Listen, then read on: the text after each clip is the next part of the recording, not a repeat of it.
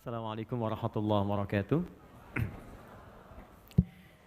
Alhamdulillah wassalatu wassalamu ala Rasulillah wa ala alihi wa sahbihi wa man walah wa ba'du. Fa ya ibadallah usi nafsi wa iyyakum bi taqwallahi faqad fazal muttaqun fala tamutunna illa wa antum muslimun. Faqala ta'ala ya ayyuhalladzina amanu taqullaha haqqa tuqatih wa la tamutunna illa wa antum muslimun. Saudara-saudariku, Bapak dan Ibu sekalian, sahabat-sahabat yang tergabung dalam kajian musyawarah, semoga senantiasa dirahmati, disayang dan diampuni oleh Allah Subhanahu wa taala.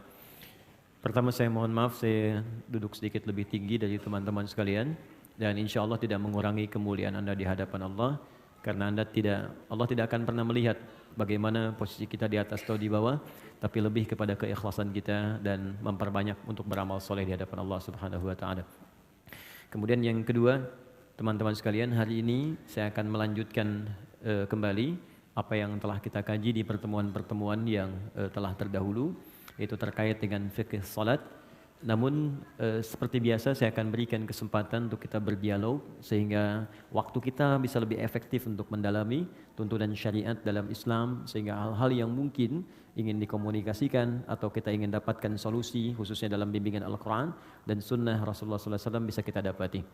Ya, kita akan coba masuk dulu pada kajian kita sehingga kurikulum kita bisa tersambung. Ya, saya mohon izin kita membuat sebuah kurikulum supaya kajian kita teratur gitu ya, dan ada bahasan yang jelas untuk dikaji. Kita di fikih salat karena ini memang yang paling dasar yang harus dikuasai oleh setiap muslim supaya manfaatnya kembali kepada kita. Jadi saya ingin berikan persepsi dulu supaya kita sama-sama benar persepsinya sesuai dengan ketentuan Al-Quran. Allah menyampaikan semua ibadah yang saya perintahkan itu sesungguhnya manfaatnya kembali kepada kita yang menunaikan, bukan kepada Allah. Jadi even Allah memerintahkan kita sholat pun, Allah nggak butuh dengan sholat kita. Semuka langit dan bumi tidak menunaikan sholat, tidak akan pernah menurunkan status Allah sebagai Tuhan. Tetap Allah Tuhan. Tapi ternyata kata Allah, kita yang butuh dengan sholat itu. Karena saat kita menunaikan sholat dengan sempurna, maka semua manfaat sholat kembali kepada diri kita. Apakah itu sifatnya ketenangan? Orang sholat pasti akan cenderung jiwanya lebih tenang kata Allah. Quran surah ke-20 ayat ke-14 digabungkan dengan Quran surah ke-13 ayat 28. Orang sholat dijamin oleh Allah hidupnya lebih bahagia. Quran surah ke-23 ayat 1 sampai dengan 2. Orang sholat dijamin oleh Allah doanya cepat terkabul. Anda dekat dengan orang tua memberikan apa yang kita minta. Anda dekat dengan pimpinan di kantor, maka akses pekerjaan dimudahkan. Anda dekat dengan Allah, logika yang sama, apa yang tidak ada batas bagi Allah? Apa yang mustahil bagi Allah? Maka orang yang sholat, apapun yang dia minta, selama panjang benar sholatnya, maka Allah akan cepat mengabulkan apa yang dia minta. Itu ada di Quran surah ketiga ayat 38 sampai 39. Bahkan nanti ada orang yang sering menyebut Allah dan dia sering disebut Allah. Saking disanjungnya oleh Allah, ada orang yang belum minta seketika kebutuhannya dipenuhi oleh Allah Subhanahu wa taala. Itu di Quran surah kedua ayat 152. Fadhkuruni adzkurkum. Zikir padaku, aku akan menyebutmu. Di antara makna zikir itu salat. Quran surah ke-20 ayat ke-14. Orang salat pasti baik. Karena itu Nabi mewasiatkan pada setiap orang tua supaya anak itu dari kecil dididik salat. Nah, ini sering saya tekankan pada pendidikan sekarang nih. Ya, ada teman-teman yang buka TK, SD dan sebagainya. Ini kadang tangganya melompat lebih jauh. Ya, tangga kedua belum selesai, sudah naik ke tangga kelima. Anak TK sekarang fikih sholat belum selesai, fikih haji udah manasik gitu. Ini untuk sinergi aja gitu ya. Baik, jadi kenapa Nabi minta ajarkan anakmu dari sejak kecil sholat? Karena rahasia sholat selanjutnya akan membentuk pribadi baik. Itu rahasianya di Quran surah ke-29 ayat ke-45. Innas sholata tanha 'anil fahsya'i wal munkar. Sungguh salat yang ditunaikan dengan benar akan menjauhkan pelakunya dari dua sumber keburukan. Satu fahsya, dua mungkar. Tidak ada yang ketiga. Jadi prinsipnya semua orang yang salat pasti mendapatkan manfaat-manfaat terbaik dalam hidup. Tapi pertanyaannya, mohon izin maaf sekali lagi, kenapa kita melihat orang salat bahkan tidak mendapatkan satu di antara apa yang disampaikan tadi? Quran mengatakan orang salat pasti baik. Tapi kenapa sekarang ada orang salat berbuat yang tidak baik? Fahsya dikerjakan. Fahsya itu kan termasuk pornografi, porno aksi, LGBT, kata-kata jorok, kata-kata kotor itu fahsya. Betapa banyak sekarang orang berkata yang kotor, menonton yang tidak baik, tapi juga sholat. Kan unik gitu. Mungkar itu jelas, semua yang diingkari hati. Sumbernya nafsu perut dan akal. Mencuri mungkar, membunuh mungkar, merampok mungkar, berselisih mungkar. Ini yang paling aneh, dalam hal sholat ada yang berselisih. Cuman gara-gara satu bismillahnya dikencangkan, yang satu sir, bisa jadi nggak temenan gitu. Cuman beda-beda, gara-gara beda majelis ilmu, bisa saling mencela. Padahal sama-sama sholat. Apa persoalannya? Maka kata Al-Quran, biasanya ada dua sumbernya. Satu, kebanyakan orang sholat kurang khusyuk atau bahkan tidak khusyuk dalam sholatnya. Itu di Quran surah kedua, ayat ke-45 sampai 46. Dan yang kedua, ini persoalan klasiknya, maaf, kata Al-Quran boleh jadi orang sholat itu tidak paham, tidak mengerti apa yang ia kerjakan dan ia baca dalam sholatnya. Jadi ruku tapi nggak ngerti yang dilakukan. Sujud nggak paham yang dibacakan. Ya bagaimana kita bisa khusyuk kalau kita nggak menikmati apa yang kita lakukan? Anda bekerja tapi tidak paham yang dikerjakan, kan nggak akan maksimal pekerjaan. Anda sholat tapi tidak mengerti yang dibaca, bagaimana bisa merasakan kenikmatan? Ada orang dulu baru takbir, saking nikmatnya dalam takbirnya, itu sakit di kakinya nggak kerasa. Sahabat Ali bin Abi Thalib itu masya Allah pernah kakinya itu terkena duri.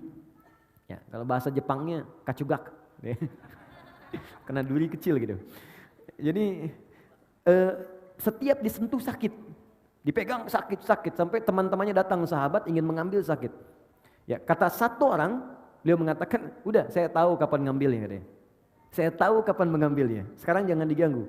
Begitu tiba waktu sholat, dikisahkan sholat zuhur, begitu beliau takbir, yang satu kawannya mengatakan ini saatnya. Begitu takbir diambil durinya, nyaris tidak ada ekspresi apapun di wajahnya. Yang tadinya baru disentuh ya, sentuh sedikit udah terasa gitu. Wajah memerah. Itu sudah takbir, nggak ada ekspresi perubahan di wajahnya. Saking nikmatnya gitu. Ada orang yang bahkan memprioritaskan sholat dibandingkan dengan tidurnya. Saking merasakan kenikmatannya. Bahkan puncak paling tingginya, ada memang orang sholat untuk mensyukuri semua nikmat yang Allah berikan. Bukan karena sholatnya. Karena merasa sudah banyak pemberian Allah yang belum disyukuri. Nah karena itu teman-teman, bagaimana mendapatkan semua kenikmatan itu? Maka Allah jelaskan keterangannya di Al-Quran. Nabi berikan detailnya dalam penjelasan sunnah beliau. Nah kita sudah sampai pada pembahasan di pertemuan lalu ke sujud kan? Baik ke sujud, sekarang kita akan masuk duduk di antara dua sujud. Saya akan terangkan pertama caranya, fikihnya, supaya benar cara kita menunaikan. Kedua bacaannya, dan yang ketiga hikmahnya. Apa esensi dari perbuatan itu, apa hikmah dari bacaan itu, dan bagaimana kita mengaktualisasikan dalam kehidupan kita. Ingat rumus dasarnya, setiap gerakan dan bacaan sholat itu ada maknanya. Nanti pertemuan berikutnya saya coba bawakan buku-buku untuk referensi. Saya bawakan yang asli insya Allah, bahasa Arab. Masih asli ya, saya tunjukin. Ini kitabnya yang ini, kitabnya yang ini, kitab yang ini. Jadi saya gabungkan jadi satu. Oke, saya coba selesaikan, saya sedang menulis tentang buku sholat, fikih sholat. Nanti kalau sudah selesai, insya Allah mudah-mudahan bisa dibagikan. Baik teman-teman, kita fokus. Sekarang kita akan bangkit dari sujud ke duduk di antara dua sujud. Baik, pelan-pelan. Setelah ini saya mungkin hanya 30 menit menerangkan ini. Setelah itu kita kembali ke diskusi. Apa yang Anda ingin diskusikan, kita silahkan nanti share dalam sisa kesempatan yang mungkin kita dapatkan. Baik, posisinya sujud. Ada yang bisa bantu saya? Baik, tapi di sini kayaknya agak kurang ini ya. Kurang kuat ya. Oh, silahkan. Nanti ini tunjuk sana, terus tunjuk sampai ke belakang. Oke, silakan. Ayo Mas, bismillah. Di sana ada layar kan ya? Jadi kelihatan ya. Jadi walaupun tak nampak ya bisa kelihatan sini. Mohon izin bisa sujud Mas. Ya, mungkin akan lebih baik hadapnya ke arah sini aja. Tahan. Kalau sujud itu kan berarti dari i'tidal kan? Ya, saya mulai dari i'tidal, bangun dulu sebentar.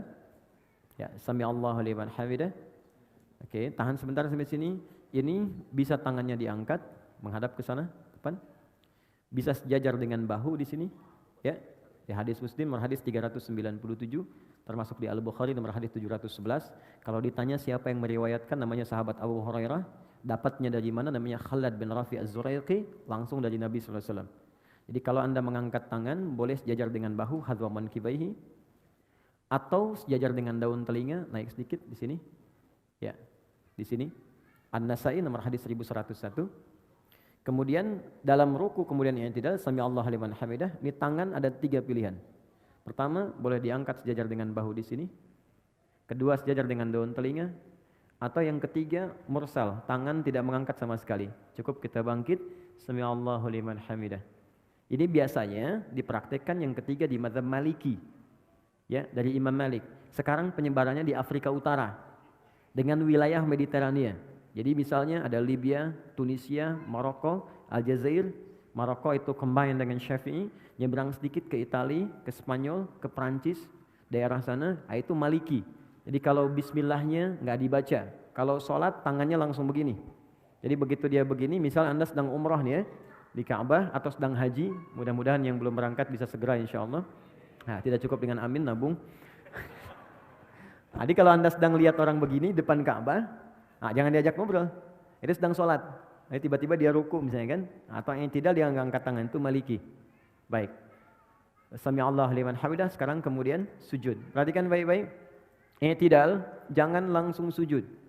Kata Nabi, hatta ta'tadila qa'iman, sampai engkau tegak berdiri dengan sempurna. Jadi begitu ini turun, sami Allah liman hamidah, rabbana walakal hamd. Ingat maknanya? Masih ingat hikmahnya? Orang yang rukunya benar kepada Allah. Ruku itu artinya taat, patuh. Di ruku itu filosofisnya bukan sekedar diminta formalitas ruku dan lurus semua, tidak. Tapi ini gambaran kepatuhan kepada Allah. Karena orang Romawi dulu, orang Persia ketika menghormat kepada rajanya, itu mereka ada yang ruku begini. Ada yang sujud. Nah itu gambaran patuh sempurna. Jadi kalau diperintahkan, mungkin teman-teman lebih tahu lah film-film kolosal masa lalu kan. Kalau prajurit diperintahkan kan ada kepatuhan, siap gitu kan. Dan dia mengerjakan apapun termasuk mengorbankan nyawanya. Maka Allah meminta kepada kita, Anda pada manusia aja bisa patuh sempurna. Kenapa pada saya yang menciptakan Anda nggak patuh sempurna? Maka dibalik oleh Allah, rukulah yang sempurna. Makanya saat ruku semua diminta sempurna. Dari kepala sampai bagian belakang diurutkan. Ini gambaran kepatuhan kita kepada Allah. Makanya kita katakan subhana rabbiyal azim wa bihamdi. Ya Allah, kalau ada orang yang dihormati oleh orang lain dalam kehidupan, ada makhluk yang disanjung, maka tidak ada yang paling tinggi, paling azim kecuali Engkau. Subhana rabbiyal azim, dan aku puji Engkau. Nah, orang-orang yang rukunya benar kepada Allah, dia patuh pada Allah, diminta dikerjakan, suruh ditinggalkan dia tinggalkan, maka Allah akan angkat derajatnya. Jadi iman itu kalau sudah kuat, tandanya patuh. Makanya iman sering disertakan dengan amal soleh. Amal soleh itu ujian kepatuhan. Quran surah 103. Ya, wal 'asr innal insana lafi khusr illa alladziina amanu wa amilus shalihat. Jadi kalau orang sudah beriman, itu tandanya tanda patuh. Diuji dengan amal soleh. Ada sholat, makanya sholat dibuka dengan kalimat iman. Alladziina yu'minuna bil ghaib wa yuqimunas shalah. Iman dulu baru sholat. Puasa dibuka dengan iman. Al-Baqarah 183. Ya ayyuhalladzina amanu kutiba alaikumus shiyam. Iman dulu baru sholat. Artinya kalau kita sudah ruku, kita itu siap patuh. Kata Allah kerjakan, kerjakan. Kata Allah tinggalkan, tinggalkan. Dan kata Allah, aku nggak butuh dengan itu, ini untuk kamu. Makanya orang-orang yang imannya sempurna, maksudnya patuh, maka Allah akan angkat derajatnya. Maka digambarkan lewat i'tidal. Allah mengangkatnya dengan sempurna. Itu dalilnya ada di Quran surah ke-58 ayat 11. Yarfa'illahu alladhina amanu minkum. Allah akan angkat derajat orang-orang yang sempurna imannya di antara kalian. Ditunjukkan dengan kepatuhan. Begitu diangkat dikatakan sami Allahu liman hamidah. Ya Allah, saya mendengar apa yang kau perintahkan, saya patuh. Sami'na wa ata'na. Ya hamidah, saya puji engkau dengan segala kemuliaan kau berikan kepada saya. Maka Allah katakan, kau mau minta apa saya berikan. Maka kita katakan, masih ingat di pertemuan lalu? Ya, sami Allahu liman hamidah, Rabbana walakal hamd. Mil'as samawati wa mil'al ardi wa mil'a ma syi'ta min syai'in ba'du. Kata Allah, silahkan kamu minta apapun sekarang. Mau sepenuh langit, sepenuh bumi, atau antara langit dan bumi, atau antara apa yang belum aku sebutkan engkau ingin mintakan. Minta sekarang. Maka saat minta itulah ada posisi yang paling tinggi untuk meminta, yang bebas kita memohon. Dalam berdiri terbatas, ruku terbatas. Sekarang yang selanjutnya itu yang paling dahsyat. Sangat luar biasa. Itulah sujud. Tapi ada rahasia setelah sujud, itu pun sangat istimewa. Maka kita diminta sujud, turun. Ruku, kemudian yang tidak, kemudian sujud, kita lihat, tahan, berhenti. Ini pakai lutut, boleh ya? Boleh. Masih ingat dalilnya? Abu Daud nomor hadis 838 dari Wa'il bin Hujur. Boleh juga pakai kedua telapak tangan turun. Dia begitu mau turun, telapak tangan dulu. Ya. Baru kemudian lututnya baru turun. Dan gak usah berdebat. Yang pakai telapak tangan sahabat Abu Hurairah, yang pakai lutut Wa'il bin Hujur. Wa'il pakai lutut, Abu Hurairah pakai telapak tangan, dua-duanya sahabatan. Ya, dan dua-duanya sahabat dan mulia di hadapan Nabi. Anda sahabat bukan, tabi'in bukan, ulama bukan, satu lutut, satu telapak tangan ribut gitu kan. Anda siapa?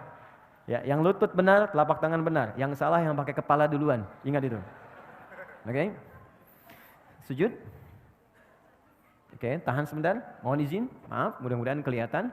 Teman-teman, kata Ibnu Abbas radhiyallahu taala anhuma, umirtu an asjuda ala sab'ati azamin. Aku diperintahkan sujud dengan 7 anggota tubuh menempel.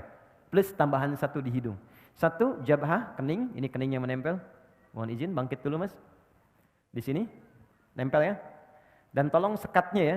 Rambut ini sudah bagus, ya sisirannya udah baik. Jadi nggak pakai peci pun nggak apa-apa. Ingat, peci ini bukan rukun sholat dan bukan syarat sholat. Ya, peci ini adalah penutup ketika rambut terlampau menutupi bagian kening sehingga menghambat kita sujud. Jadi kalau memang sudah nggak ada rambutnya, nggak apa-apa, nggak usah pakai peci pun, nggak ada masalah. Ya, atau kalau mau pakai peci pun nggak ada masalah, silakan. Ya, jadi dan yang paling penting itu nggak ada penghalang yang langsung menghalangi rasa sujud. Kecuali hal yang ringan. Kalau ringan itu seperti mukena untuk perempuan, ya. Atau misalnya kain tertentu seperti sejadah, boleh sepanjang nggak terlampau empuk. Awas, ingat, saya ingatkan. Nabi melarang kita sujud di tempat sujud yang terlampau empuk seperti bantalan. Ada sejadah sekarang kelihatan mewah, tapi sebetulnya nggak bisa di tempat sujud. Oh, Oke. What's happening, you know? Oke. Nah itu nggak bisa, dilarang oleh Nabi. Kenapa? Karena nanti akan menghambat menempelnya kening dengan sempurna. Nah nanti kata Nabi, idza sajadta famakin sujudak. Kalau engkau sujud, tempelkan dengan sempurna sehingga terasa ada penempelan antara kening dengan tempat sujud. Dan sekarang ketika diteliti secara ilmiah ada titik God spot di sini.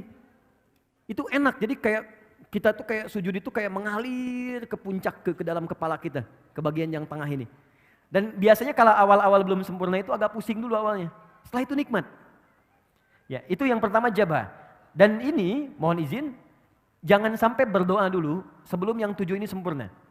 Jadi begitu kening sudah menempel, yang kedua telapak tangan, 2 telapak tangan, jadi hitung 3, 1, 2. Kemudian selanjutnya 2 lutut, 3 tambah 2, 5, lutut 2.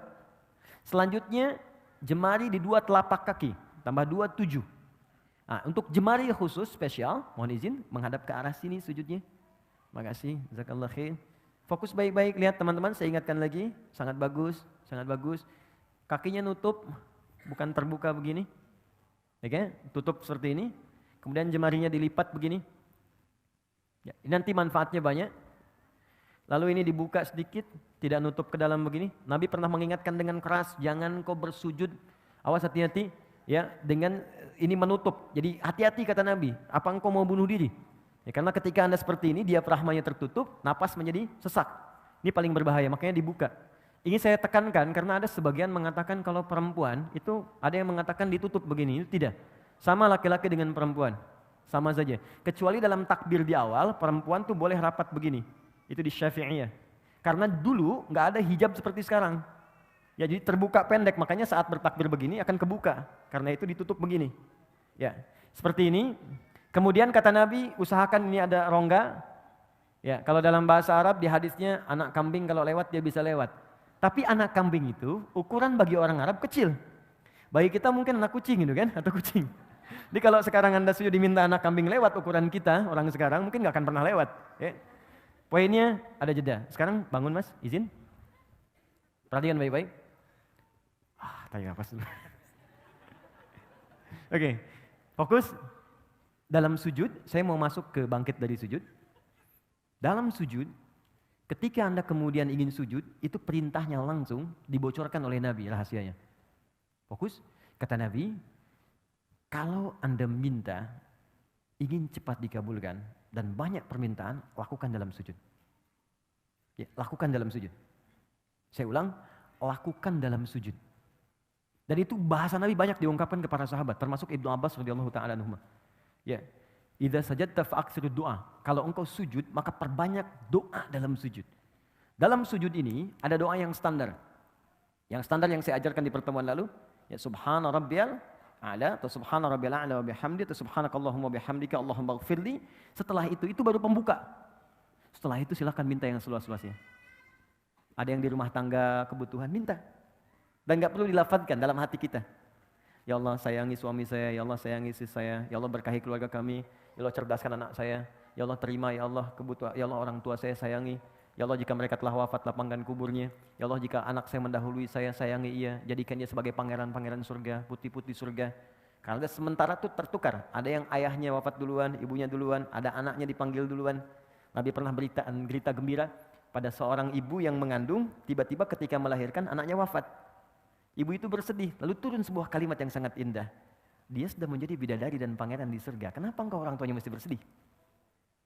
Dan kalau orang tuanya benar, beramal dengan sempurna, maka anak itu akan menghijab dia dari neraka. Itu tabungan yang sangat indah. Ada orang tua mendidik anak sampai dewasa dan belum sampai level itu. Anda dikasih hadiah duluan gitu. Di bahasa Nabinya begitu, kamu saya kasih hadiah, kenapa kamu bersedih? Dan semua orang akan wafat sesuai dengan ajalnya. Ima sekarang atau besok. Kamu menangis pun tidak akan menghentikan ajal dia tiba. Tapi engkau berjuang, engkau mengandung, engkau berdoa. Dan engkau menginginkan anakmu baik, aku kabulkan. Dan dia akan menghijab engkau sampai di akhirat. Cuman jangan sampai engkau berpisah dengan dia. Anakmu sudah fitrah baik, engkau berbuat maksiat.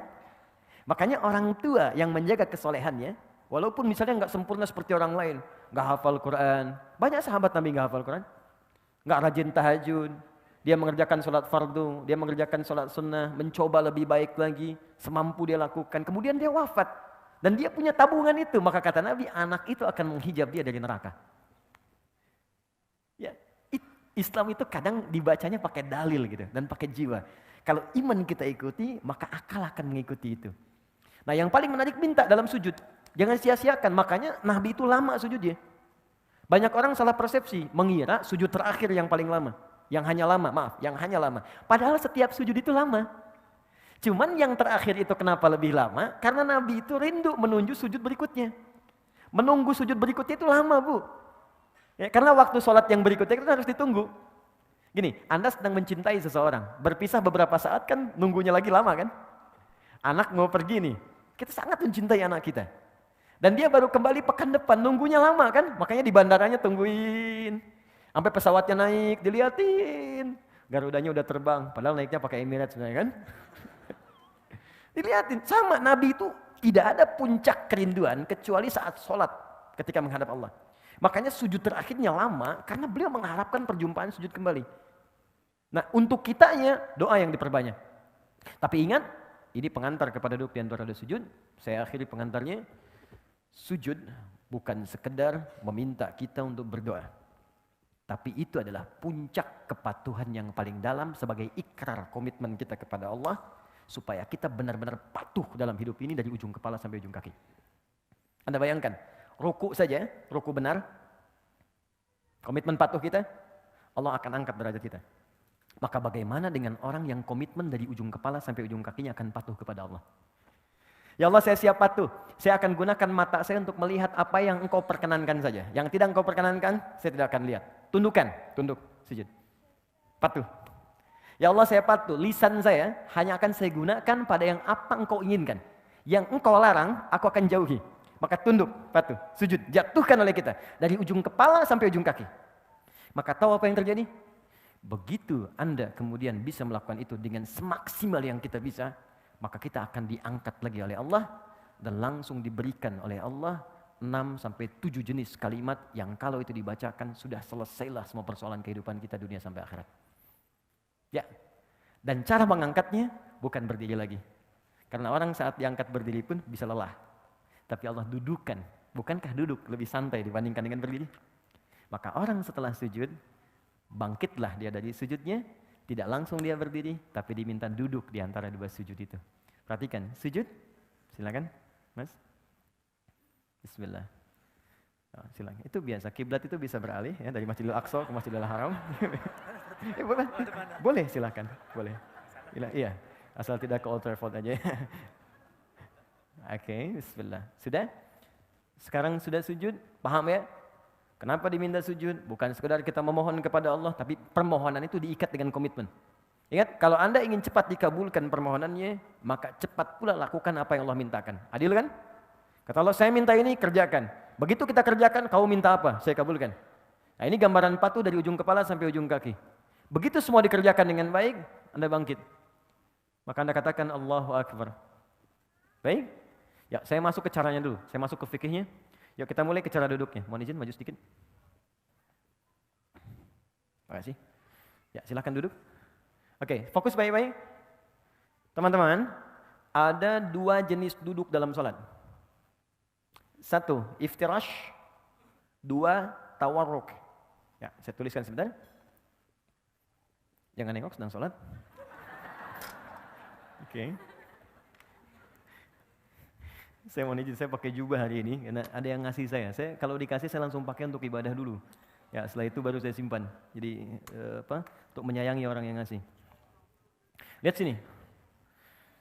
1 iftirash. Enggak pakai hamzah. Iftirash pakai sin besar. 2, tawarruk. Pakai kaf. Gini, pelan-pelan. Boleh melihat ke sini kalau ingin melihat ke sini, ya. Iftirash akar katanya dari kata farasya. Kemudian ada firash, sesuatu yang terhampar, terbentang. Ya, Quran surah kedua Al-Baqarah ayat ke-22. Allazi ja'ala lakumul arda firasya. Allah yang telah menjadikan bumi itu di dalamnya ada hamparan.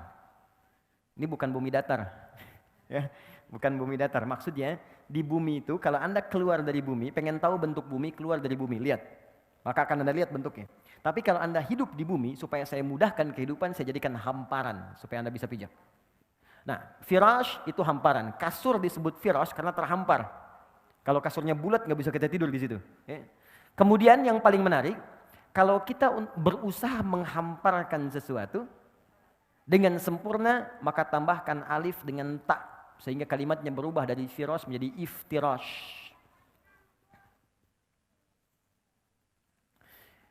Duduk iftirash adalah duduk yang berusaha menghamparkan bagian ujung kaki sampai dengan ke lutut bagian depan. Sehingga ketika bangkit dari sujud, ya, hamparkan bagian lutut bagian depan sampai dengan ke ujung kaki. Dan duduk dengan sempurna, baik itu yang kaki sebelah kanan ataupun yang kirinya. Bagaimana cara duduknya? Kita lihat dulu. Saya ajarkan caranya dulu sebelum kebacaan. Izin. Bismillah. Lihat sini teman-teman. Nah ini, jadi ketika kakinya dihamparkan, dilipat ke belakang. Jelas? Kemudian yang kedua, mohon maaf, ini kaki bagian belakang yang jarinya dilipat, ini bagus sekali. Nah, yang ketiga, ini yang paling penting. Ada bagian kaki kiri yang sebagiannya itu dihamparkan ke arah dalam untuk diduduki. Seperti firash, kasur, kan kita hamparkan untuk diduduki, ditiduri gitu kan. Ini seakan-akan tumpuan bagian belakang tubuh kita itu menduduki bagian kaki sehingga disebut dengan iftirash namanya. Jelas ya? Baik. Ini hamparkan kaki yang bagian dalam, seperti ini, bagus, angkat sedikit, maaf. Ini, seperti ini. Ini yang disebut firashnya. Iftirash melipat kaki yang ini, menghamparkan yang ini, melipat kaki bagian yang kiri, lalu diduduki. Ya, jelas ya? Baik, jadi seperti ini sudah bagus sekali. Yang ini dilipat jarinya. Seperti ini. Awas hati-hati, ada sebagian beberapa kesalahan. Seperti ini, misal. Kiri, kemudian kanan begini, lalu begini. Ya, ini cara duduk yang tidak tepat. Ini kelihatan. Baik ya. Atau begini. Ya, kelihatan. Yang kiri dilipat yang kanan, ditumpu baru begini. Ini cara duduk yang tidak tepat. Ya, jadi yang tadi yang sempurna. Tapi kalau sedang ada darurat, ada kendala di lutut yang kanan, jangan dipaksakan dilipat ya. Itu boleh. Kaidah fikihnya ad-darurat tubihul mahdzurat. Yang darurat boleh melakukan yang dilarang. Misal, saya nggak bisa begini, bisanya ke depan. Dalam kaki ada masalah, boleh ke depan begini. Ya. Dan yang samping nggak usah negur, woi nggak sopan. Dia bilang batal sholatnya tuh, ya dua-duanya batal. Kalau ngobrol. Oke, satu sudah. Kedua, badan tegak, yang ini. Dia tidak maju ke belakang, tidak mundur juga, dia tegak sempurna. 3, posisi tangan. Tangan ada 2 posisinya. Bisa di sini, pas di paha, di atas lutut. Ya, lebih enak begini. Di paha, di atas lutut begini. Atau bisa turun sedikit ke lutut begini. Jelas ya? Jadi bisa sama laki-laki dan perempuan, tidak ada beda. Bisa di sini, atau turun sedikit. Jelas? Oke, kalau sudah jelas, posisi ini harus dilakukan dulu sebelum kita berdoa. Jadi bukan naik langsung doa. Bahkan ada yang belum duduk udah berdoa. Rabbighfirli warhamni, duduk aja belum gitu. Ya. Jadi Nabi mengajarkan duduk dulu dengan sempurna supaya darah mengalir dengan nyaman dulu. Kitanya enak dulu, jadi berdoa dalam keadaan enak. Seperti begini, teman-teman kalau doa bangun tidur apa? Hah? Kullu nafsin dha'iqatul maut. Alhamdulillahilladzi ahyana ba'da ma amatana wa ilaihin. Oke, tapi itu kan tahap ketiga. Mana tahap pertama keduanya? Kembalikan ke hadisnya di Ibnu Abbas. Hadisnya di Abu Daud dari Ibnu Abbas radhiyallahu taala anhuma, nomor hadis 1369. Ya, jadi kata Ibnu Abbas, kana Nabi sallallahu alaihi wasallam, ya adalah Nabi sallallahu alaihi wasallam idza staiqadha min naumihi, kalau bangun dari tidurnya itu enggak langsung doa. Dia bukan bangun berdoa, tidak. Fajalasa, maka duduk sebentar. Duduk dulu. Di sunnahnya begitu bangun duduk. Wa athara biyadihi, ya, wa masaha biyadihi min athara naumi. Wa masaha biyadihi min athari naumi, kemudian menghapuskan, menghilangkan dengan bagian tangan yang diduga bersih. Makanya sebutnya yad. Ya, kalau ini duga bersih pakai ini, kalau ini duga bersih pakai ini, boleh. Karena nanti kalau diduga kotor, sunnahnya cuci dulu. Karena kita nggak tahu bagian mana yang menyentuh sesuatu yang kotor saat kita tertidur. Ada kotoran misalnya tersentuh dan sebagainya. Ya, maka hapuskan dulu bekas ngantuknya. Setelah ngantuknya hilang, baru berdoa. Jadi bukan berdoa saat ngantuk. Karena ada orang baru bangun duduk begini sudah berdoa. Alhamdulillahilladzi ahyana ba'da. Ini berdoa dalam keadaan nggak sadar. Saya ingin tunjukkan betapa Islam itu meminta kita mengerjakan sesuatu dengan pemahaman yang utuh. Jadi bukan mengerjakan sesuatu tapi kita nggak sadar. Bahkan ada orang belum baca doa, baru duduk sudah nggak sadar. Ya bangun 2:30 pengen tahajud, baru duduk masih begini. Begitu bangun udah jam 5 gitu. Ya. Sadar. Jadi sempurna dulu, duduk sempurna seperti tadi, itu sudah bagus sekali duduknya. Setelah itu baru kemudian baca doanya. Baik, oke, sekarang kita bacakan doanya. Jadi ada 3 jenis doa. Oke, ada 3 jenis. Oh, ini spesialnya, saking spesialnya cahaya mengkondisikan. Oke, yang pertama ada yang singkat. Rabbighfirli, Rabbighfirli, diulang 2 kali. Oh, enggak pakai Rabbighfirli. Rabbighfirli. Singkat sekali. Ya, Rabbighfirli. Oke. Saya ulang ya. Anda boleh ikuti. Rabbighfirli. Rabbighfirli. Cukup sekali kita ucapkan. Rabbighfirli, ulang sekali lagi. Jadi 2 kali disebutkan. Rabbighfirli, Rabbighfirli. Ini bagian pertama. Hadisnya sahih. Tahan. 2, ada yang sampai 3 lafaz. Rabbighfirli, warhamni, warzuqni. Sampai 3 lafaz. Ada yang sampai 4 sampai 5 lafaz. Rabbighfirli, warhamni, wajburni, warfa'ni, warzuqni. Ada yang 6 lafaz. Ditambahkan dengan wa'fu anni. Atau ada yang afini. Maka Rabbighfirli, warhamni, wajburni, warfa'ni, warzuqni, wa'afini. Jelas? Baik, ada yang memasukkan sampai 6 saja, sampai wa'afini, sampai 7. Yang wa'fu anni enggak dimasukkan. Baik ya, enggak ada masalah. Karena ada beberapa referensi menyebutkan dengan tambahan wa'fu anni. Walaupun itu syarah sebetulnya, syarah ya. Kalau kita cukupkan sampai wa'afini, boleh. Wa'fu anni, ada dalil juga, walaupun dalil sifatnya syarah. Tapi tidak harus langsung diperdebatkan juga. Toh tidak akan juga mengganggu sah tidaknya sholat seseorang. Balikan sini. Saya tuliskan. 1. Rabbighfirli. 2. Warhamni. 3. Wajburni. 4. Warfa'ni. Kita masukkan saja. 5. Warzuqni. 6. Wa'afini. Yang tambahan. Wa'fu anni. Rabbighfirli warhamni wajburni warfa'ni warzuqni wahdini. Belum disebutkan. 1, 2, 3, 4, 5, 6, 7. Ini yang plus tadi saya sebutkan, saya kotaki. Jadi kalau Anda mau nggak bacakan ini, nggak ada masalah. Jelas ya? Sampai di sini. Kalau mau tambahkan dengan syarah tadi, silahkan. Karena ini semakna dengan yang ini, tapi ini lebih dalam. Oke, sekarang pelan-pelan, fokus ini. Lihat baik-baik. Rabbighfirli, ya Allah ampuni aku. Baik. Saya mau tanya pada teman-teman. Siapa yang ingin dicintai Allah? Alhamdulillah. Boleh angkat tangan? Oke, tahan. Allah itu kalau sudah mencintai seorang hamba, maka yang pertama diberikan bukan dunia. Ingat itu. Jadi jangan Anda persepsikan kalau status sosial di dunia kita meningkat, itu tandanya cinta Allah datang. Belum tentu. Kedudukan meningkat, harta bertambah, jangan dipersepsikan Allah sedang menyayangi kita. Kalau saat yang bersamaan, ciri ini tidak kita dapati.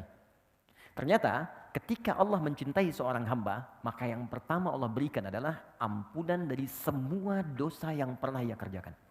Itu ada di Quran surah ketiga ayat 31. Paling kiri sebelah atas di mushaf.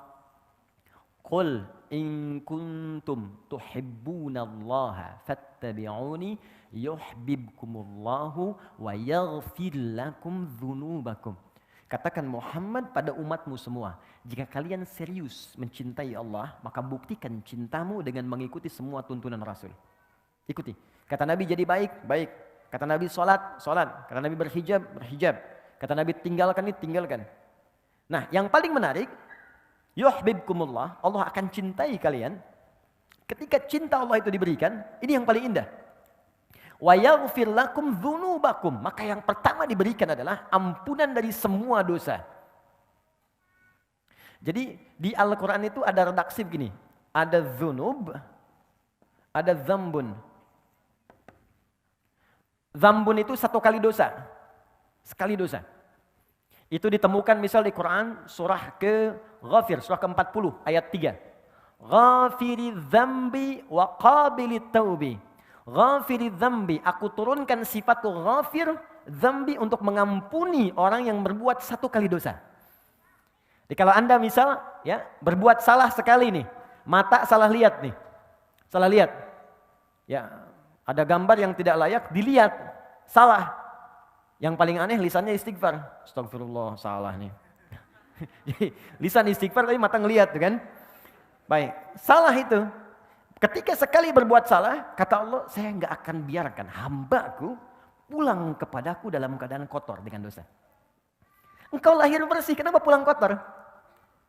Maaf ya, jangankan Allah gitu. Ibu punya anak, teman-teman punya anak, pulang ke rumah dengan kaki kotor kan kita nggak mau kan? Nah kotor cuci dulu kan, baru masuk rumah. Anda pengen ke surga, badannya kotor, ya Allah yang punya nggak akan mau. Kamu kotor, bersihin dulu. Makanya kata Allah, satu titik kotoran pun melekat pada dirimu, aku ingin kau bersihkan dulu. Aku turunkan sifatku namanya ghafir. Engkau minta ampun padaku, aku ampuni dosamu walau sedikit. Tapi pertanyaan saya, siapa yang punya dosa sedikit? Yang punya dosa sedikit angkat tangan, saya pulang. Oke, mata berapa kali berbuat salah? Telinga salah dengar, lisan salah ucap. Pikiran juga sudah salah. Ustadz belum datang, udah 30 menit, kemana sih Ustadznya? Iya ya. Oke, kaki berapa kali salah melangkah? Udah banyak dosanya. Maka ketika itu diakumulasikan, kemudian dikumpulkan, maka berubahlah kemudian kalimatnya dari dzambun menjadi dzunubun. Nih, bentuknya jamak, plural. Pindah ke sini. Yang paling dahsyat kata Allah, maaf ya, cinta Allah itu kalau sudah diberikan, maka dia tidak akan kenal batas. Bahkan pendosa yang paling buruk pun dalam hidupnya, kata Allah, aku akan berikan peluang untuk mendapatkan cintaku. Ketika Allah memberikan cintanya, kalimatnya bukan menggunakan dzambun, tapi dzunub. Yuhibbukumullah, ketika Allah mencintai Anda, wa yaghfir lakum dzunubakum, maka aku akan ampuni semua dosa-dosa yang pernah kau kerjakan. Anda jangan takut. Kita itu sama, sepanjang kita mau mendekat. Bahkan ada ayat indah sekali. Ayat ini turun pada pelaku dosa besar yang sudah pesimis. Jadi dia udah menyimpulkan, udahlah. Ini saya lihat wajah saya ini wajah neraka nih. Udah banyak salahnya, udah hitam, udah lumpur begini nih. Orang memandang nih gak ada kesempatan ke surga, udah pokoknya jelek. Setiap orang melihat saya jelek semuanya. Dia pernah berzina, dia mabuk, dia kriminal luar biasa. Tapi tahukah Anda? Tiba-tiba pada orang ini turun satu ayat yang sangat indah, yang membuat orang itu jatuh tertunduk dan tobat di hadapan Allah. Ayatnya indah. Quran surah 39 ayat 53.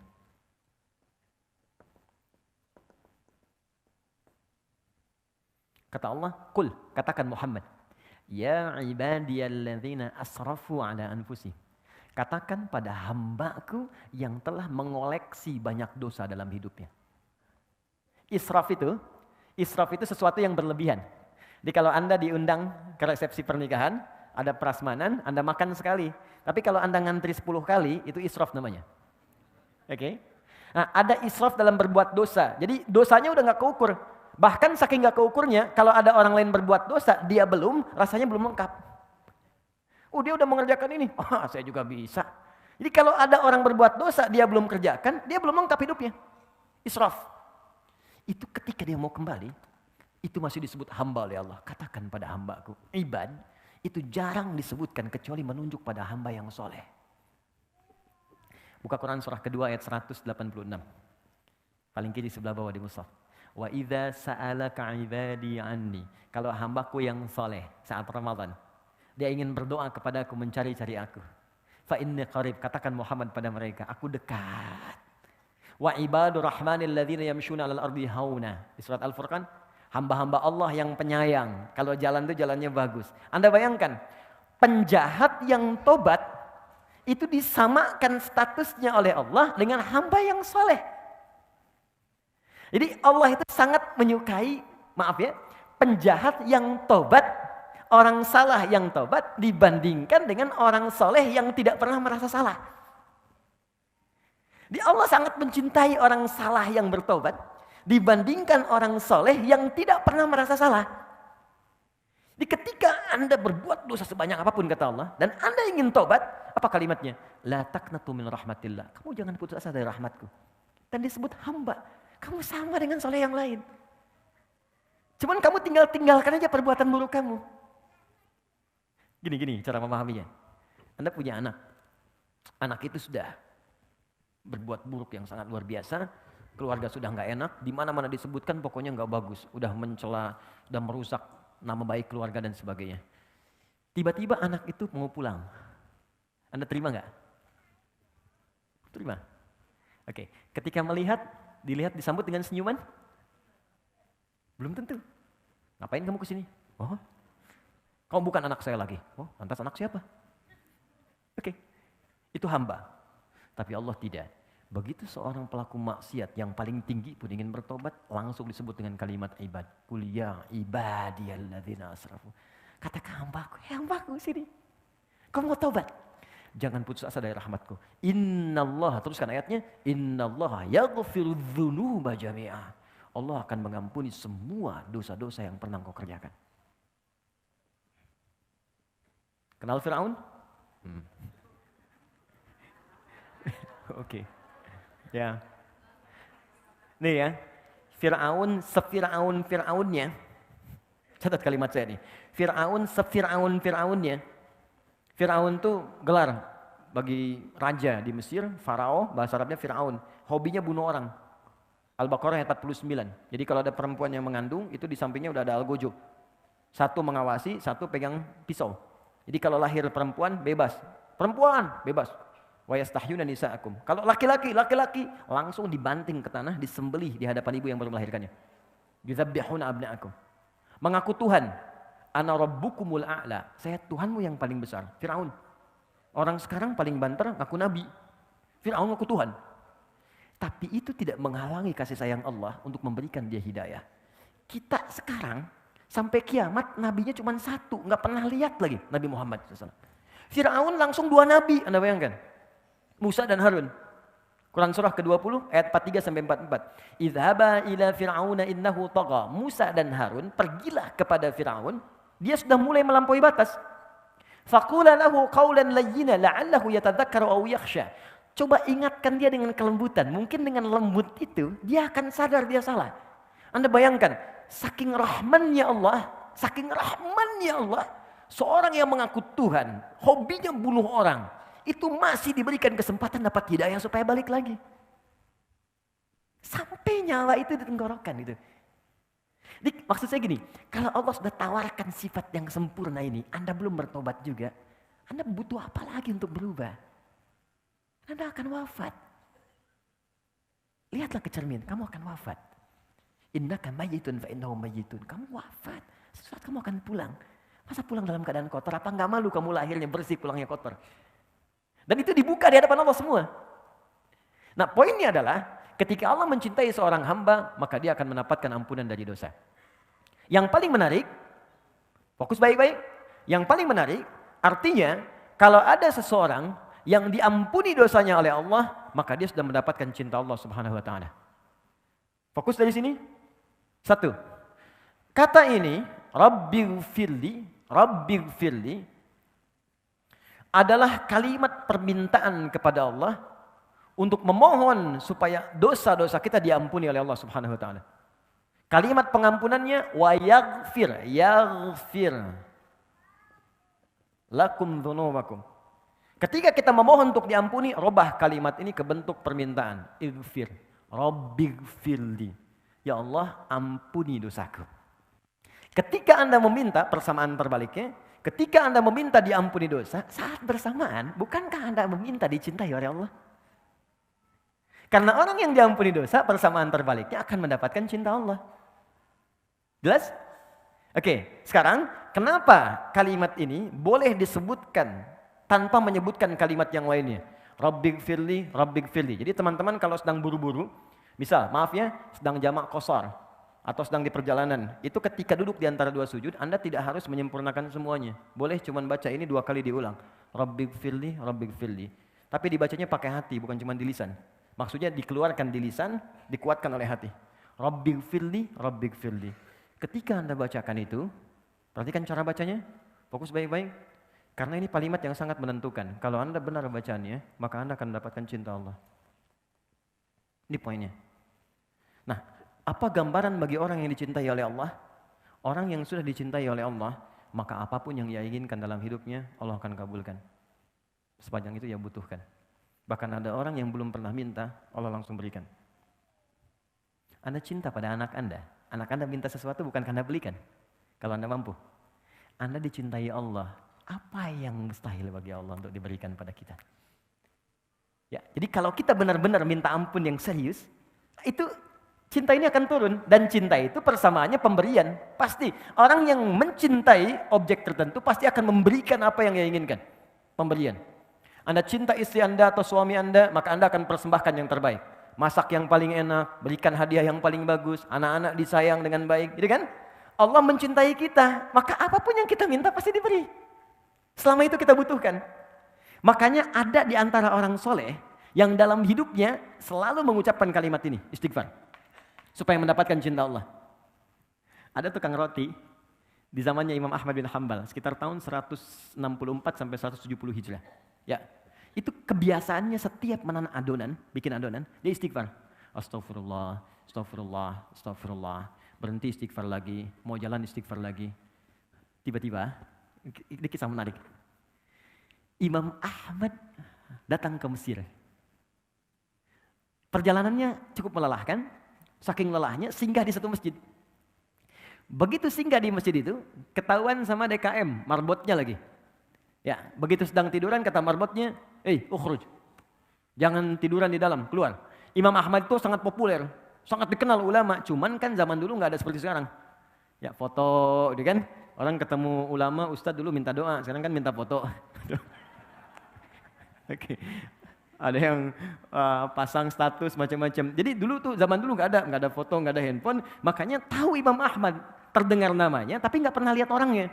Dan ini marbot nggak kenal, itu Imam Ahmad. Keluar aja katanya. Imam Ahmad pun nggak bilang saya Imam Ahmad, tidak. Beliau tahu fikihnya. Ini boleh istirahat dalam masjid di wilayah tertentu. Disuruh keluar.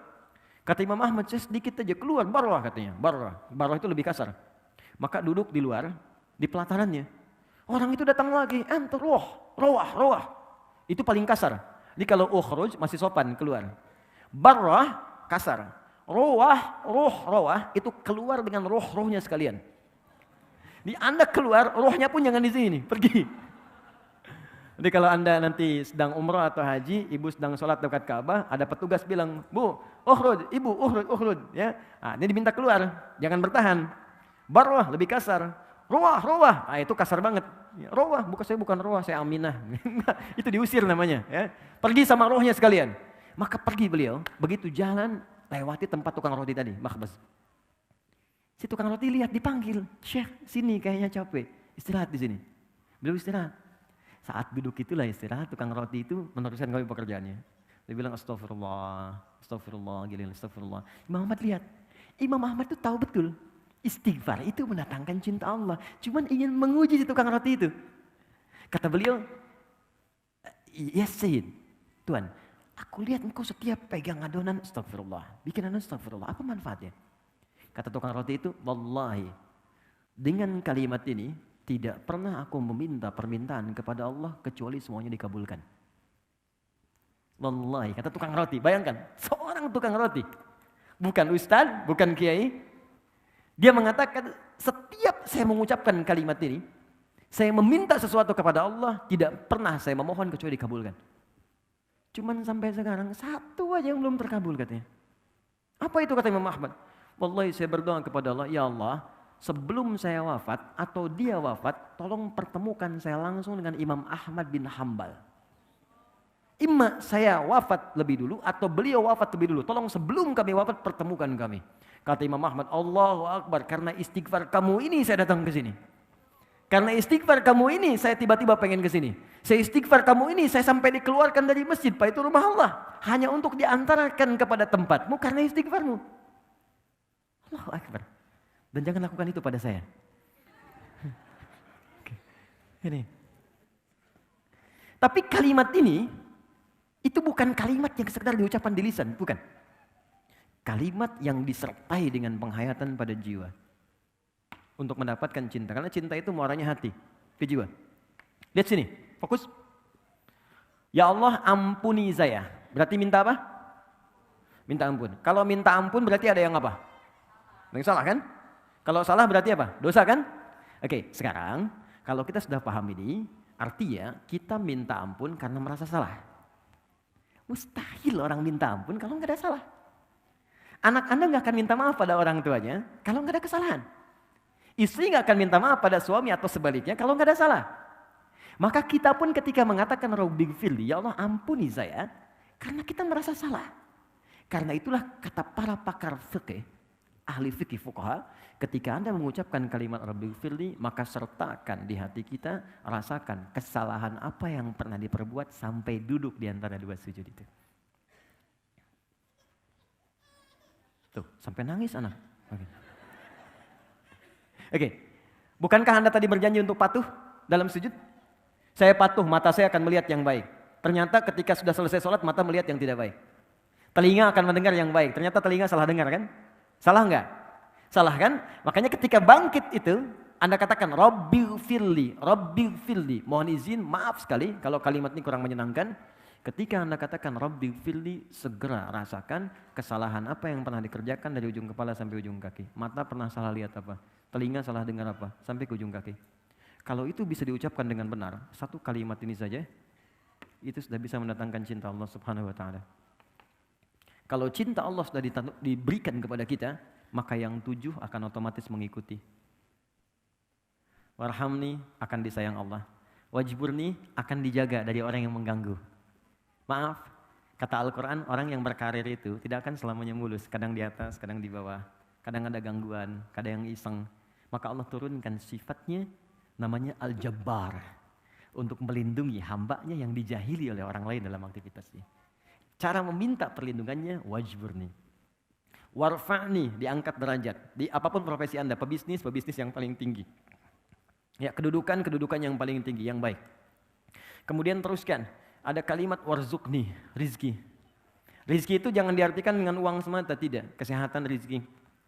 Ya, Anda sehat, rizki. Pilih mana? Pilih mana teman-teman? Mohon izin, kan kaya tapi sakit atau miskin tapi sehat? Kaya tapi sehat. Nah, berarti kan sehat itu penting kan? Ya, ketenangan itu rizki. Tenangan rizki, sama aja. Pilih mana? Kaya tapi gelisah atau miskin tapi tenang? Cepat. Berarti ketenangan itu rizki. Ya, kekayaan yang menghadirkan kegelisahan berarti tidak menikmati kekayaan itu.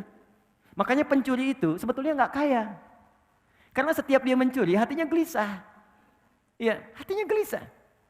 Koruptor itu nggak kaya karena setiap dia ngambil itu gelisah jiwanya. Dan ketika gelisah itu berarti dia masih miskin karena dia membutuhkan sesuatu yang nggak dia dapatkan. Ayo teruskan, warzukni. Kemudian wahdini, berikan hidayah. Hidayah itu segala hal yang baik dalam hidup. Makanya ada doa yang diajarkan Nabi kepada Al-Husain dan Al-Hasan. Al-Hasan yang menerima, kemudian Ibnu Umar, Allahumma hdini fiman hadait, wa'afini fiman afait, wa tawallani fiman tawallait. Ya Allah, berikan aku petunjuk kebaikan dan tempatkan aku di tempat orang-orang baik. Allahumma hdini fiman hadait. Jadi kalau menikah, ketemu pasangan baik. Maaf, kalau di kantor, ketemu orang baik. Kalau bekerja, ketemu orang baik. Itu yang dimaksud, Allahumma hdini fiman hadait. Kalau Anda persingkat, wahdini, ya Allah tunjukkan aku pada orang-orang baik. Ya, jadi ini tuh datang sendiri. Jadi kalau orang sudah diampuni dosanya oleh Allah, yang ini datang seketika. Wa'afini, sehatkan aku, jauhkan dari penyakit-penyakit yang merusak, mengganggu untuk ibadah. Wa'afu anni, maafkan aku. Kenapa ini menjadi tambahan? Karena sudah tercakup di sini. Tapi kalau mau dispesifikan, disebutkan gak ada masalah. Jelas ya? Baik, jadi teman-teman sekalian, kuncinya di sini yang ini akan mengikuti. Kapan ini diberikan? Kalau sujudnya sempurna. Kalau sujudnya sempurna. Nah, terakhir, orang yang sudah diampuni oleh Allah, maka cirinya ada dua. Pertama, dia akan merasa tidak suka dengan perbuatan buruk yang pernah menimpa atau terjadi kepadanya sebelum dia bertobat. Jadi kalau sudah disebutkan lagi nggak enak. Biasa mata melihat sesuatu yang nggak bagus, disebutkan dari tayangan nih, saya nggak mau, jangan sebut itu lagi. Atau berbuat sesuatu yang nggak bagus, datang ke tempat yang nggak baik, melakukan sesuatu yang dilarang. Begitu diceritakan nggak enak, jangan sebut itu lagi. Saya sudah berubah sekarang. Yang kedua, ciri yang kedua, selalu taubat disandingkan dengan islah. Taba wa aslaha, taba wa aslaha. Dia memperbaiki diri dengan mengerjakan perbuatan yang lebih bermanfaat. Berbahagialah kalau Anda sekarang sudah mulai pengen ke majlis ta'lim, ikut kajian. Artinya Allah sudah menginginkan kita baik. Jadi kalau Allah ingin kita baik, kitanya nggak berubah baik, lantas apa yang bisa membuat kita berubah jadi baik? Itu poinnya. Nikmati itu dan tolong jangan samakan level dengan yang lain. Ya, Anda kalau ingin mengukur, ukur dengan diri Anda. Jangan samakan dengan yang lain. Karena Allah ketika memberikan penilaian, ukurannya pribadi kita. Kita boleh kemudian merasa iri, ghibtah namanya, dengan kesolehan orang. Tapi jangan mengukur kesalehan orang lain untuk menilai diri kita soleh. Tapi kita bisa berlomba untuk mencapai apa yang telah dihasilkan.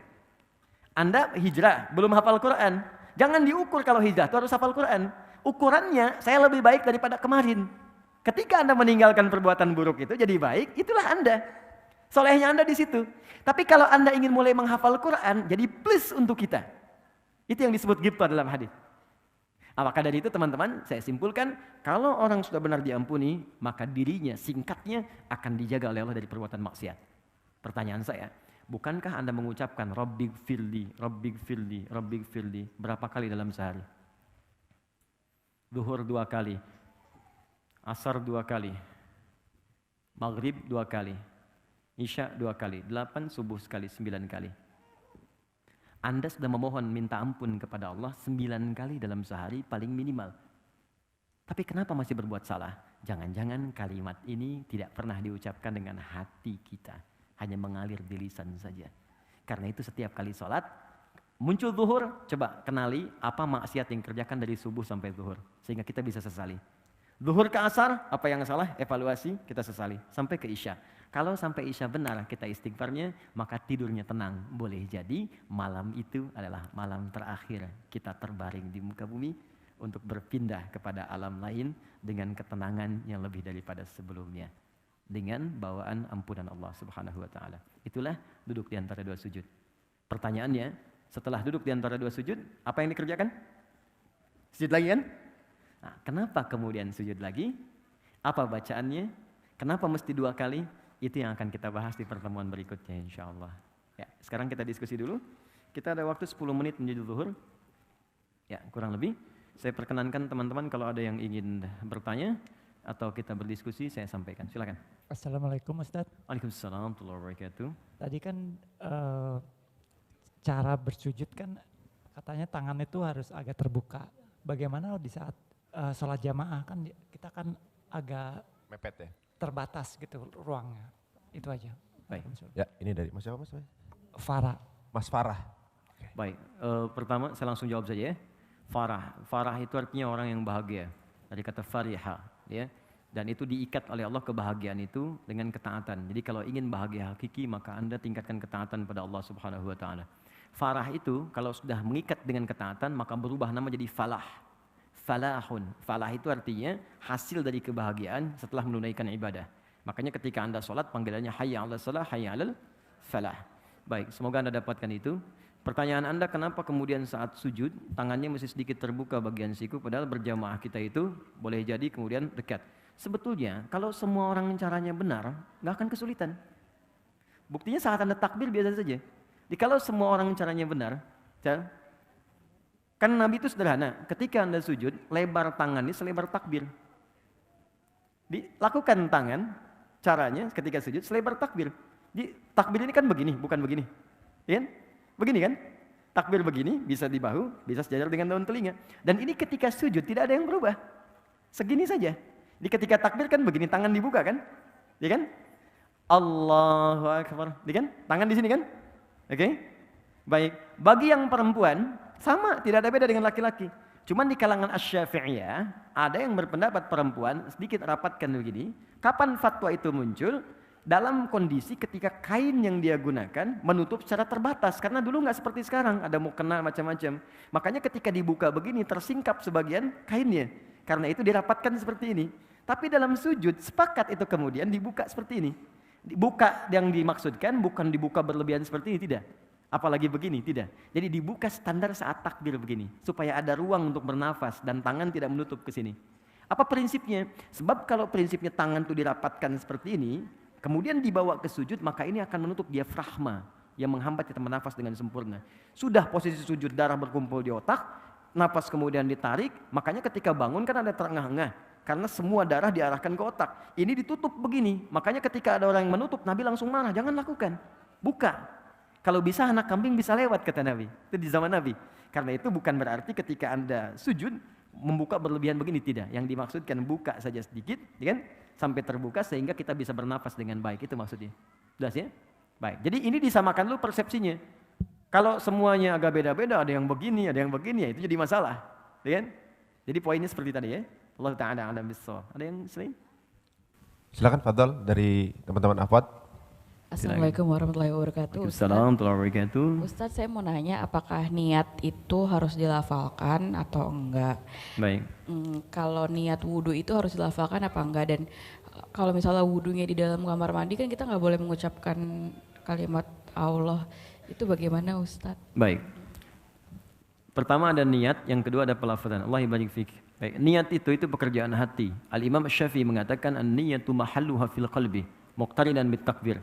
Niat itu adanya di tempatnya di hati dan bersamaan dengan takbir. Jadi ketika kita bertakbir dalam sholat misalnya Allahu Akbar, begitu mengucapkan Allah, hati kita menunjukkan ya Allah saya akan sholat zuhur 4 rakaat. Ya Allah, saya akan salat subuh 2 rakaat. Bahasa Arabnya usolli fardhu dhuhri 4 rakaat, usolli fardhu subhi rakaatin. Jadi begitu tangan bertakbir, lisan mengucapkan Allahu Akbar, hati berniat. Jelas sampai sini? Nah, kalau itu kemudian dilafadzkan, maka lafadz itu sesungguhnya bukan niat, tapi lafadz itu kalimat yang diucapkan untuk menguatkan niat. Apa di antara contoh ibadahnya? Haji dan umrah. Ketika haji dan umrah, itu niatnya diucapkan. Talaffudz bin niat untuk menguatkan niat. Biasanya ketika ada itu dilafadzkan, itu ibadahnya bukan ibadah standar, tapi ibadah yang membutuhkan motivasi 2 kali lipat sampai harus diucapkan.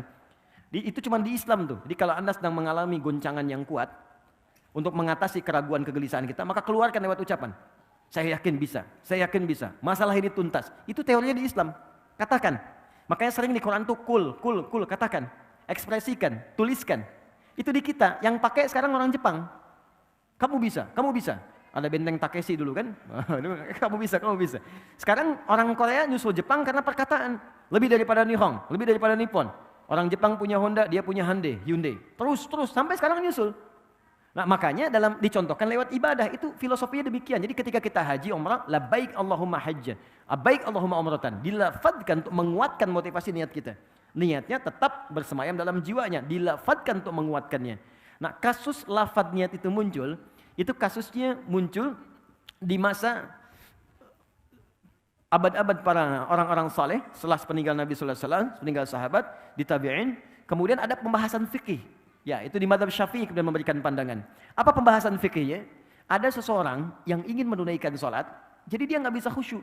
Baru takbir nggak bisa fokus lagi. Baru takbir nggak bisa lagi. Maka kemudian diajarkan, coba baca ta'awudz. Dia baca ta'awudz nggak fokus juga. Maka diajarkanlah lafadz niyatak, lafadzkan niatmu untuk menguatkan apa yang kau sampaikan dalam jiwamu.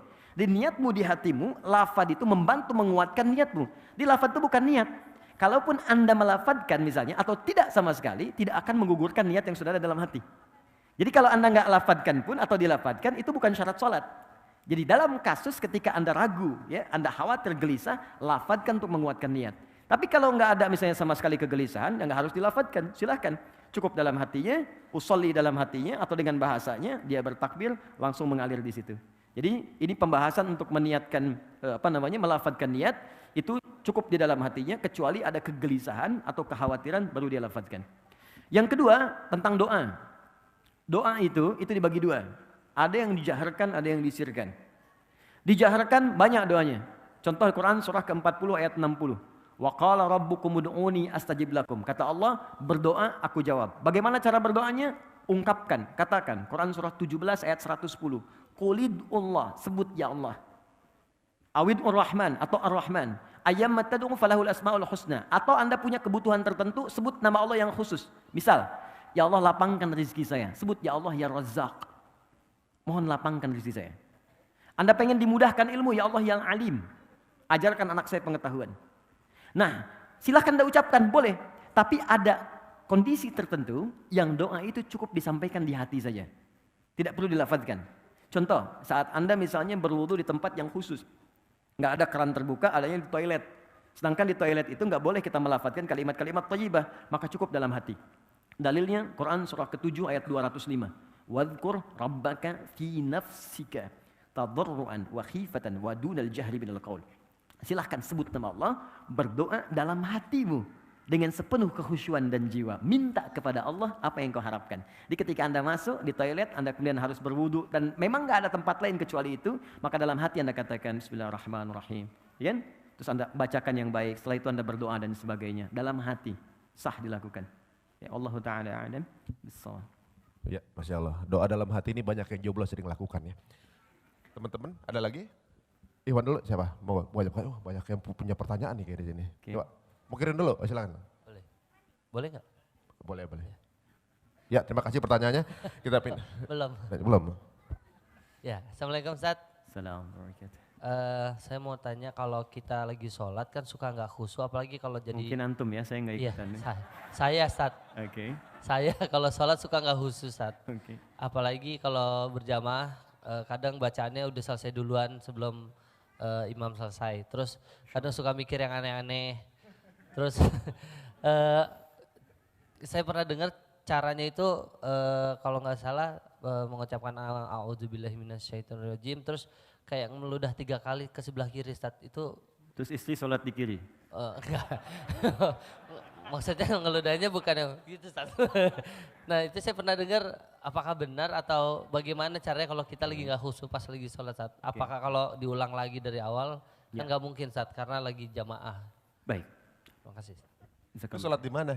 Di masjid Pak. Gue gak bakal ikutan. Baik, jadi fikih sholat dijawab dengan hadis tentang sholat. Muamalah dijawab dengan dalil tentang muamalah. Jangan masalah sholat dijawab pakai dalil zakat. Masalah zakat dijawab pakai dalil sholat, itu tidak akan nyambung. Walaupun kadang-kadang kelihatan serupa. Jika ada kondisi dalam sholat yang membuat kita merasa seakan berubah dari kehusyuan, maka ada tips langsung disampaikan oleh Allah dalam Al-Quran. Tipsnya di Quran surah kedua Al-Baqarah ayat 45 sampai 46. Kata Allah, "Wasta'inu bis-sabri was-salah, wa innaha lakabiratun illa 'alal khashi'in." Jika Anda punya persoalan dalam hidup, maka terima dengan sabar. Karena bukan Anda saja yang punya masalah, kata Allah. Semua orang punya persoalan. Bahkan Nabi pun punya masalah. Anda sakit, Nabi Ayub sakit. Anda dijahili orang, bahkan Nabi Yunus dilemparkan dari perahunya sampai ditelan ikan paus. Anda dilempari orang dengan kata-kata dicela, dihina, Nabi Muhammad dilempar pakai batu. Jadi kalau Nabi aja sabar, Anda yang bukan Nabi kenapa nggak sabar, kata Allah. Maka terima dengan sabar. Lalu minta solusi lewat sholat. Jangan didiamkan persoalan. Curhatkan, keluarkan. Didiamkan malah menambah penyakit. Curhat terbaik itu dengan Allah. Minta solusi. Karena Allah yang paling dipercaya. Manusia bisa mengingkari, Allah tidak. Maka ayo bicara. Kata Allah, bicara padaku. Punya masalah apa? Maka diminta kita untuk menyampaikan apa yang kita ingin keluhkan. Maka kita sholat. Tapi ingat kata Allah, wa innaha lakabiratun. Sungguh sholat itu tidak mudah dikerjakan. Bayangkan ya teman-teman, di situ ada sabar, ada sholat. Sabar saja itu tidak mudah. Tapi ketika sabar disandingkan dengan sholat, itu sabar itu nomor 2. Sholat paling tinggi dan sholat itu nggak mudah dilakukan kata Allah. Illa 'alal khashi'in, kecuali bagi orang khusyuk. Nah sekarang kita tanya, bagaimana cara khusyuk ya Allah supaya sholatnya enak? Ayat 46 ya. 1, alladzina yadhunnuna annahum mulaqu rabbihim. Orang sholat kalau ingin khusyuk, maka persiapannya dimulai sejak sebelum dia sholat. Di khusyuk itu, ternyata tahap pertamanya bukan saat sholat, tapi sebelum sholat. Apa ciri pertamanya? Pertamanya dia masih ingat, punya kerinduan untuk sholat. Dia ada rasa, ingat tentang sholat. Misalnya sekarang nih, kayaknya udah dekat duhur tuh. Itu Anda sudah membayangkan begitu aja, udah disebut mendapatkan tahap pertama dari khusyuk. Berbahagialah kalau dalam keseharian kita masih ingat sholat. Artinya tahap pertamanya kita dapat, tinggal step selanjutnya kita ikuti. Yang paling bahaya itu kalau sudah nggak ingat dan nggak peduli dengan sholat. Jadi kalau masih ada gambaran kita masih ingat untuk sholat, bahkan mengingat apa yang belum kita kerjakan, asar jam berapa nanti ya, maghrib jam berapa ya, itu tandanya kehusuannya meningkat. Step keduanya, kata Allah, dia menyiapkan pertemuan denganku. Yadhunnuna annahum mulaqu rabbihim. Dia menduga dengan kuat, bersiap akan berjumpa denganku. Oke, Mas Harun misalnya, saya ingin tanyakan begini. Saya panggil Harun boleh ya? Oke, temannya Musa. Jadi Maryam, namanya Maryam, tapi disebut ukhta Harun, saudaranya Harun, ya kan, di dalam Al-Quran. Kenapa? Karena Harun itu partner pada kebaikan.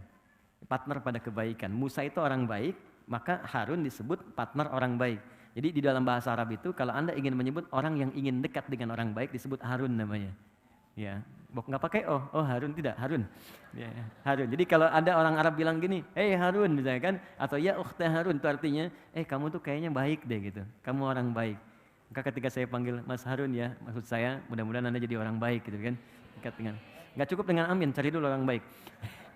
Oke, jadi gini, saya ingin kembalikan, Anda misalnya ingin menghadap kepada pimpinan, oke, diundang oleh Pak Gubernur, Pak Anies ngundang Anda misalnya ke balai kota, pakai pakaian begini atau ganti? Gini aja, karena Anda melihat itu baik. Kalau Anda merubahnya dengan kaos, itu mustahil. Anda akan cari yang paling baik, yang bisa Anda katakan ini layak untuk dipakai. Anda menghadap orang saja, Anda diundang dalam resepsi, Anda cari yang paling bagus. Sekarang Allah mengundang Anda 5 kali dalam sehari. Dan memberikan bahkan apa yang tidak Anda mintakan. Saya mohon maaf ya, mohon maaf. Orang yang mengundang Anda belum tentu menyelesaikan masalah Anda. Ini Allah sebelum mengundang kita, udah menanya, meminta pada kita, kamu punya masalah apa? Ayo mintakan padaku. Engkau butuh, aku berikan. Kau sakit, aku sembuhkan. Kau ingin rezeki, aku penuhi. Anda bayangkan, dan tidak ada yang mengundang itu 5 kali dalam sehari. Allah undang kita. Makanya Allah balik nanya, kamu diundang manusia, penampilan kamu begitu bagus, kenapa diundang saya pakaian begini? Makanya turunlah Quran surah ke-7 ayat 31. Kata Allah, lihat kalimatnya, ya bani Adam, khudhu zinatakum 'inda kulli masjid. Hei anak cucu Adam, kalau ada panggilan dari masjid, cepat kenakan pakaian terbaikmu. Jadi ternyata penampilan itu step kedua untuk menghadirkan kekhusyuan. Beda antara Anda sholat pakai kaos misalnya, ya. Apalagi olahraga pakai jersey, sholatnya pakai kaos itu juga. Ya, depan Liverpool, belakangnya MU misalnya kan, ya bingung. Ya, malaikat juga bingung nih sebenarnya mana gitu. Ya. Oke. Jadi Anda olahraga, silakan olahraga. Menghadap kepada Allah, cari pakaian yang paling bagus. Dan bahasa Qurannya zina. Zina itu yang paling indah. Yang kamu rasa itu yang terbaik. Bukan mahal.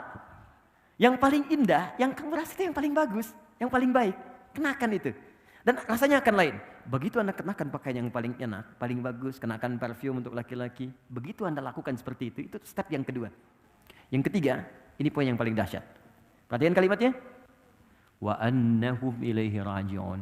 Dan rasakan, kenapa engkau kenakan pakaian bagus itu yang paling halal menghadap Allah? Karena mungkin itu sholat terakhir kamu yang kamu lakukan ketika kamu akan berpulang kepada Allah. Kalau Anda ingin khusyuk sebelum sholat, rasakan mungkin itu sholat terakhir sebelum kita pulang kepada Allah. Karena itu imam mengatakan shollu sholatan muwadda. Artinya, sholatlah teman-teman seperti halnya ini sholat terakhir yang kita kerjakan dalam hidup. Baik, saya mau tanya siapa yang tidak akan wafat, boleh angkat tangan? Oke, jadi semua wafat. Siapa yang tahu kapan wafatnya? Tidak ada yang tahu. Mungkin hari ini terjadi? Mungkin. Kenapa ringan sekali lisannya mengatakan itu? Yang paling indah, ketika kita sujud, disitulah maut menjemput.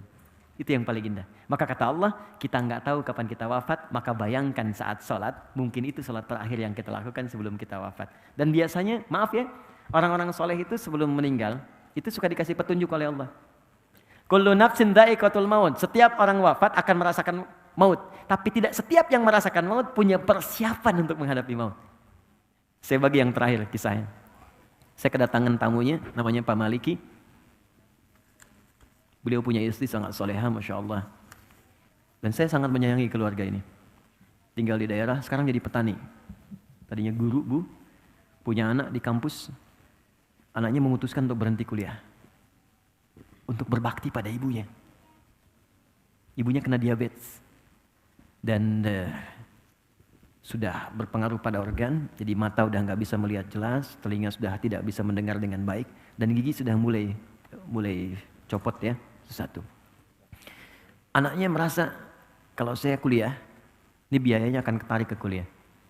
Maka anaknya memutuskan berhenti untuk berkhidmat kepada ibunya dan agar fokus biaya untuk pengobatan ibunya. Dan ia berpikir, ini ibu sudah melahirkan saya, mengandung saya, maka ini saatnya saya berbakti kepada orang tua. Ini keluarga sangat soleh. Tapi Ibu Maliki ini kisah nyata, dan saya pernah bertemu keluarga ini, dan baru beberapa pekan lalu suami ini datang ke Bekasi dan menginap ikut kajian. Dan Masya Allah, ibu ini tidak pernah mendengar kajian sampai ke telinga beliau, kecuali pasti ingin minta diantar oleh suaminya datang. Ini ahli majelis taklim. Walaupun dalam keadaan sulit akan minta digendong. Pak tolong antarkan, Pak tolong antarkan. Antar pakai motor dan sebagainya. Tapi apa yang terjadi? Senin saya ditelepon, saya masih ingat dulu saya pulang dari Tripoli, ditelepon sore-sore. Tiba-tiba sembuh. Sembuh teman-teman. Jadi Masya Allah. Dan dalam sembuhnya beliau datang ke kamarnya. Ini kisah nyata. Dia beliau dibuka lemarinya. Terus cari pakaian paling bagus. Dipakai oleh beliau dandan gitu. Udah gitu masuk ke ruangan tengah dipanggil anak-anaknya dengan suaminya. Pak sini, nak sini datang gitu kan. Masih kaget gak bisa tanya. Kok bisa seketika gitu. Sehat, sembuh, datang. Terus minta bikinkan susu katanya. Dibuatkan susu. Dibikinkan duduk semua, tengah, duduk. Kemudian minta pada anaknya untuk dibacakan Al-Quran. Nak coba baca Quran deh. Anaknya baca. Allahu Akbar, saat baca, semua masih heran, masih menikmati bacaan. Tiba-tiba, tangan yang menggenggam anak dan suami itu menjadi kaku. Ternyata saat dibacakan Quran itu, beliau sudah pulang menghadap kepada Allah Subhanahu wa taala. Wafat dengan dibuatkan minuman air susu oleh anak yang pernah disusuinya. Dan wafat diantarkan dengan bacaan Al-Quran pada anak yang pernah dididiknya. Dan wafat dalam keadaan mengenakan pakaian terbaiknya yang paling halal yang ia miliki untuk menghadap Allah Subhanahu wa taala. Karena itu Allah katakan, kamu kenakan pakaian paling bagus ketika berjumpa denganku. Karena itu mungkin saat terakhir engkau hidup di dunia menjadi hamba dariku. Maka dari itu saya ingin katakan, kalau ingin khusyuk, ingat-ingatlah satu saat kita pulang. Yang terakhir kata Al-Quran, berusaha memahami apa yang kita bacakan dalam sholat. Supaya pikiran kita tidak liar. Itu ada di Quran surah ke-29 ayat ke-45. Utslu ma uhya ilaika minal kitab wa aqimis sholat. Sebelum sholat kata Allah, bacakan dulu. Bacaan-bacaan sholat, pelajari sampai paham. Setelah paham, kerjakan. Mulut berbicara Allahu Akbar, pikiran menerjemahkan Allah Maha Besar, hati meresapi Allah, aku berikrar engkau yang Maha Besar. Kenapa aku merasa sombong pada orang lain?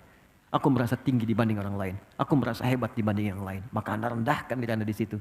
Kalau pikiran kita otomatis menerjemahkan, maka dia tidak akan liar. Tidak akan terjadi lisan Allahu Akbar, pikiran mencari kunci, pikiran membalas WA dan sebagainya. Mustahil. Karena semua terfokus untuk menghadirkan keagungan Allah Subhanahu wa taala. Saya kira itu yang terbaik yang bisa saya sampaikan. Teman-teman, kita sudah tiba waktunya sholat. Saya tidak ingin menunda waktu sholat karena kita sudah tiba waktunya praktek sekarang. Saya mohon izin mungkin setelah sholat saya harus pamit, tidak langsung berlanjut. Tapi saya ingin menyampaikan 1-2 pengumuman dulu sebelum teman-teman beranjak untuk kita menunaikan sholat dan berdoa sebelumnya. Pertama, kami memohon doa, saya akan mengirimkan beberapa siswa keluar untuk bisa meneruskan apa yang telah saya bangun. Jadi saya ingin ada kaderisasi ke depan, karena saya kan tidak akan hidup selamanya juga, mesti ada orang lain yang meneruskan. Saya bangun beberapa tempat, sekarang ada pusat Quran, ada masjid, dan itu semua kami wakafkan untuk umat Islam karena Allah. Jadi saya nggak memiliki aset, nggak ada apapun, bahkan kendaraan pun saya serahkan semuanya sepenuhnya untuk Quantum Akhirat Institute. Saya cuma numpang pakai aja. Maksud saya kalau kita wafat itu bisa diteruskan oleh orang. Nah, saya sekarang akan kirimkan hari Kamis 25 orang ke Sudan untuk belajar, dan kami biayai itu dengan beasiswa. Ada yang ke Turki, ada yang di Madinah, ada yang di Mesir. Jumlahnya ke Sudan 25 orang, total 35. Bahkan ada satu kampus yang hanya menerima penghafal Quran, karena di situ akan disiapkan jadi ahli Quran betul dengan semua ilmunya. Nah, insya Allah mereka ini 3-4 tahun akan kembali lagi, dan kami sekarang sedang bangun center. Ya, ada laboratorium Quran, ada center keislaman, tempatnya di Jawa Barat, tapi saya belum bisa buka karena khawatir ada spekulan-spekulan ya di sekitarannya. Jadi kita siapkan, tapi desainnya sudah siap semuanya. Insya Allah dalam 3-4 tahun ini akan ada pesantren, ada lab dan macam-macam yang mencakup semua profesi yang bisa kita pelajari di situ dari Al-Quran. Dan guru-gurunya, anak-anak ini yang kami akan kirim. Kami seberangkat. Nah, jadi kalau saya besok lusa sudah nggak ada atau saya meninggal lebih dulu, nanti mereka akan teruskan. Dan kajian ini saya harap tidak berhenti dengan guru siapapun. Ya, ada guru siapapun selama baik, belajar dari mereka. Karena insya Allah 1-2 guru akan saling menutupi dengan yang lainnya. Jangan berfokus pada 1-2 orang saja. Jadi mohon doanya untuk itu. Yang kedua, saya tidak bosan untuk meminta, jaga persaudaraan dan para teman-teman. Jangan datang pulang begitu saja. Kenali siapa yang datang. Bersahabat dengan baik. Dan saling mengingatkan karena Allah. Dan jangan hukumi teman-teman yang baru berubah, baru hijrah. Yuk, pahami dia dengan dunianya.